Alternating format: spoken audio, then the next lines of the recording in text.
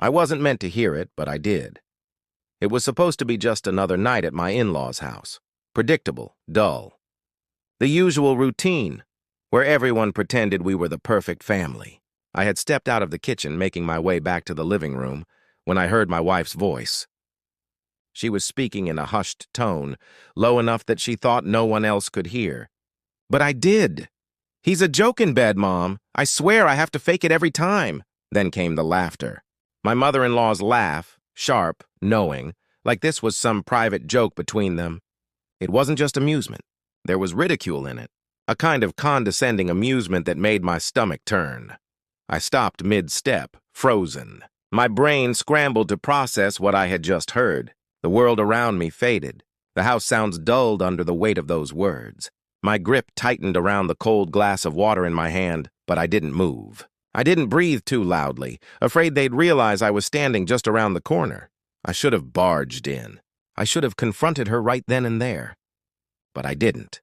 Not because I feared a fight, but because something told me this moment was bigger than an argument. This was the kind of moment that changes everything. The kind you can't come back from. "Oh, honey, that's just how men are," my mother-in-law said, dismissive, as if I were some unfortunate burden her daughter had to endure. "At least he's good for other things, right?" Another chuckle. Another wave of disgust washed over me. I'd never thought much about my relationship with my mother-in-law before. She'd always been a little cold, a bit condescending, but I assumed it was her personality. I told myself it didn't matter. She wasn't the one I married.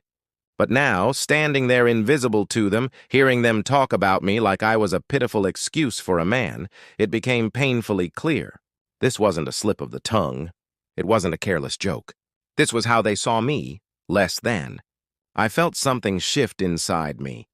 A quiet, definitive understanding that the marriage I had been holding on to meant something entirely different to her.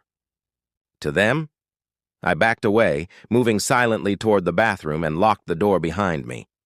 I set the glass of water down on the counter. My reflection stared back at me in the mirror. My expression was blank, but my mind was racing. How long had she felt this way? Had it always been like this? I started replaying moments from our marriage, little comments I had brushed off, the night she turned away without a word, the times she seemed impatient, the way she sometimes rolled her eyes when I initiated intimacy. I had always assumed it was stress, fatigue, life getting in the way, but now I wondered, had she ever truly wanted me, or had I been fooling myself all along? A joke. That word stuck with me. I wasn't hurt in the way she might have expected.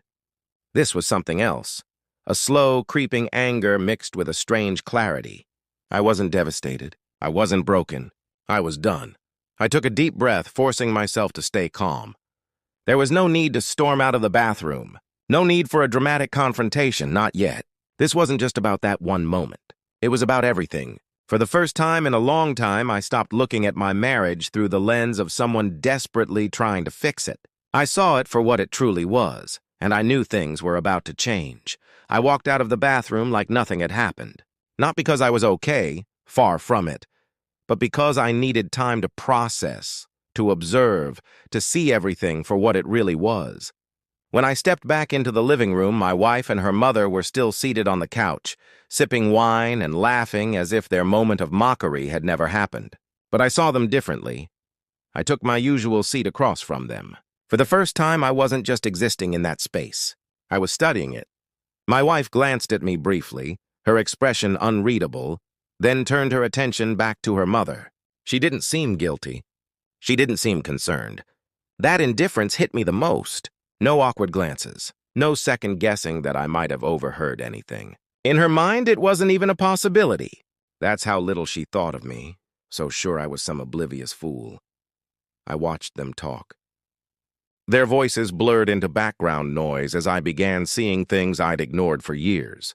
The way her mother always spoke to her in a way that put me beneath them. The way my wife agreed, nodded, laughed at comments that diminished me, as if I wasn't even in the room. I wasn't angry the way I thought I would be. No outburst, no clenched fists, just stillness. A quiet realization settling deep inside me. She had never respected me. The ride home was silent. My wife scrolled through her phone and laughed at things on her screen, completely indifferent to the man beside her. For the first time, I saw that silence for what it was. It wasn't comfort. It wasn't familiarity. It was indifference. She didn't ask if something was wrong. She didn't glance at me to check if I was okay. And that told me everything. At home, she changed into her usual oversized t-shirt and settled into bed with her phone. That was her routine. I'd seen it 100 times before, but tonight I wasn't just watching. I was understanding. I sat on the edge of the bed and looked at her, not with love, not with anger, just clarity. "Did you have a good time tonight?" I asked. She barely looked up. "Yeah, it was nice." "Nice," I echoed, staring at the floor. Then I asked something I'd never asked before. It felt simple, but it carried so much weight. "Do you respect me?" That got her attention. Her fingers stilled on the screen. She finally looked up, not with guilt or concern, but with confusion, like the question itself was foreign to her. She let out a short, humorless laugh. "What kind of question is that? A serious one? Do you respect me?" "Of course I respect you," she said, but there was no conviction. No weight. It was automatic, dismissive. I didn't press further. I already knew the answer. She went back to her phone, and I sat there absorbing the moment. The way she had no curiosity about why I was asking, the way she had no desire to reassure me. That night, I hardly slept. Not because I was upset, but because my mind was already working through what needed to be done. I had spent so much time trying to be a good husband, trying to make things work, trying to be someone she could love and respect.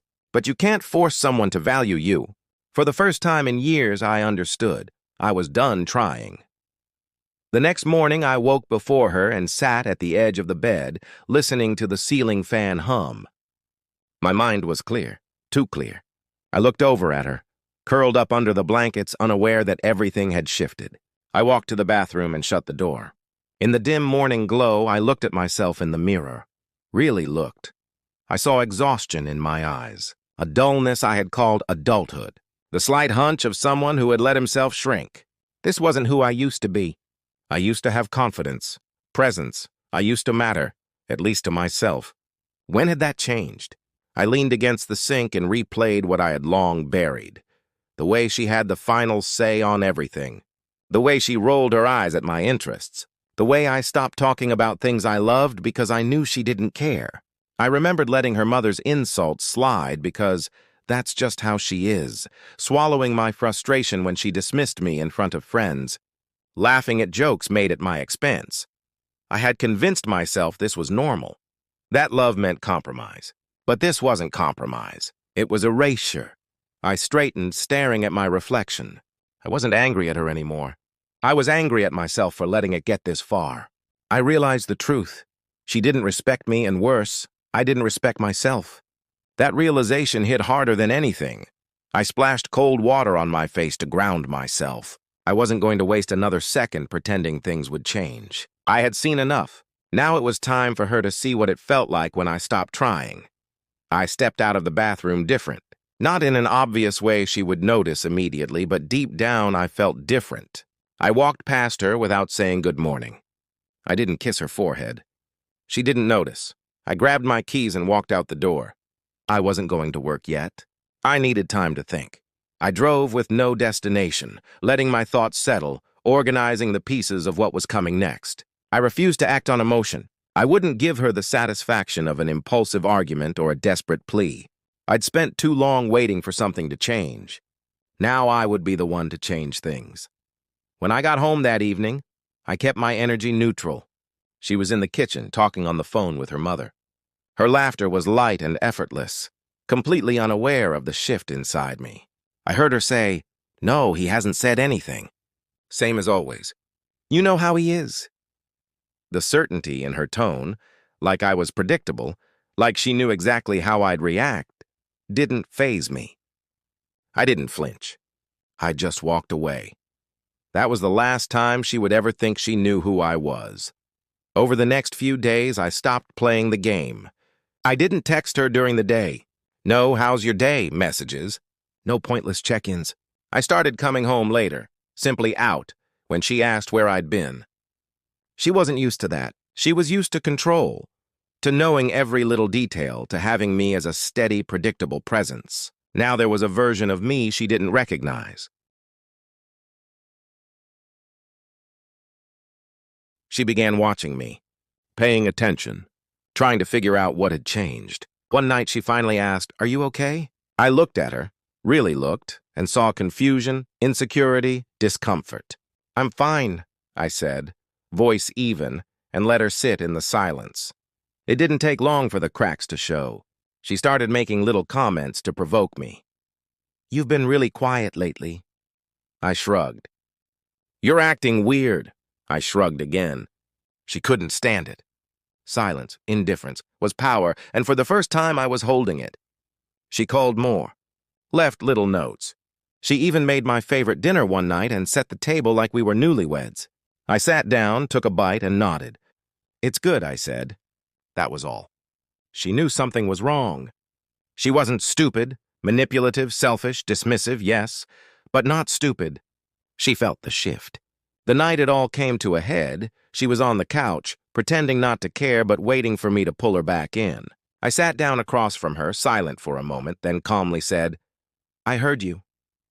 She blinked, confused. "What?" "That night at your mother's house. I heard you." For a split second, panic flashed across her face before she masked it with a nervous laugh. "What are you talking about?" "If you misheard something, say so now," I said. My voice was steady. "No anger, no drama, just facts. You called me a joke in bed. You told your mother you fake it every time." She laughed, then faltered. "So, tell me, what part of that did I miss?" I asked. She sat stunned, mouth open. She tried to deflect. "It was just girl talk." "It wasn't that deep." "Not that deep?" I repeated slow. "Interesting." She frowned. "What's that supposed to mean?" "It means I finally understand." I met her eyes, calm. "I'm done." Silence. She blinked as if the words didn't compute. "Done with what?" she whispered.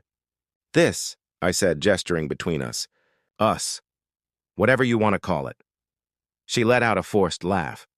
"You're being ridiculous." "Am I?" I tilted my head. For years I'd been blind to how she saw me. I made excuses. I convinced myself her lack of effort and interest was normal. But it's not. A marriage should be built on respect. I see now you don't respect me. You probably never have." She swallowed. "That's not true." "Then why didn't you even hesitate before laughing with your mother about me?" I asked. She had no answer. I stood up, feeling lighter than I had in years. "I don't hate you," I said honestly. "But I don't love you anymore. Not in the way a husband should love his wife, and definitely not in the way a man should love someone who doesn't respect him." Her breathing quickened. "Wait. I already made arrangements."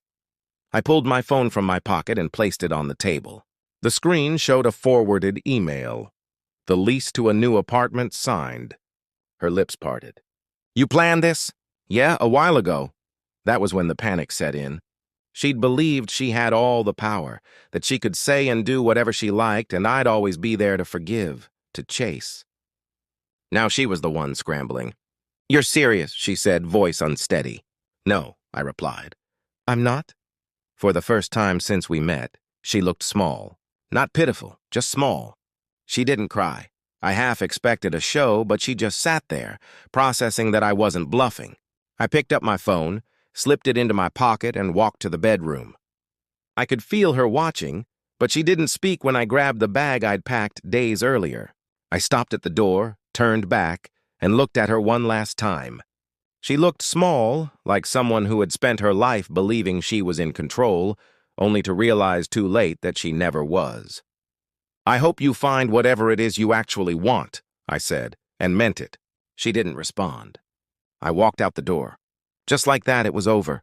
There's something surreal about driving away from a life you once thought was permanent. I didn't feel sad or angry. I felt light. For the first time in years, I wasn't carrying the weight of proving my worth to someone who never valued it. I didn't have to explain myself anymore. I didn't have to wonder if I was good enough. I didn't have to try. That realization was liberating.